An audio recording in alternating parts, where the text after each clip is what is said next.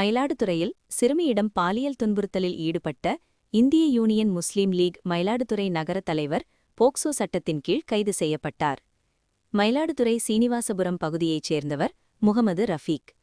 இந்திய யூனியன் முஸ்லீம் லீக் நகர தலைவரான இவர் மயிலாடுதுறை பேருந்து நிலையம் அருகில் கம்ப்யூட்டர் பிரவுசிங் சென்டர் நடத்தி வருகிறார். இதில் 16 வயது சிறுமி வேலை பார்த்துள்ளார்.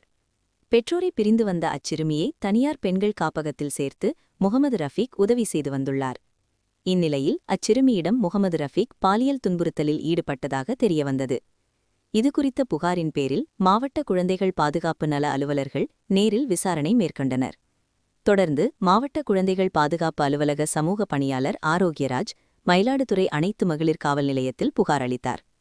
அதன் பேரில் அனைத்து மகளிர் காவல் ஆய்வாளர் சங்கீதா மற்றும் போலீசார் போக்சோ சட்டத்தின் கீழ் வழக்கு பதிவு செய்து முகமது ரஃபீக்கை கைது செய்து நீதிமன்றத்தில் முன்னிலைப்படுத்தி பின்னர் கடலூர் மத்திய சிறையில் அடைத்தனர்.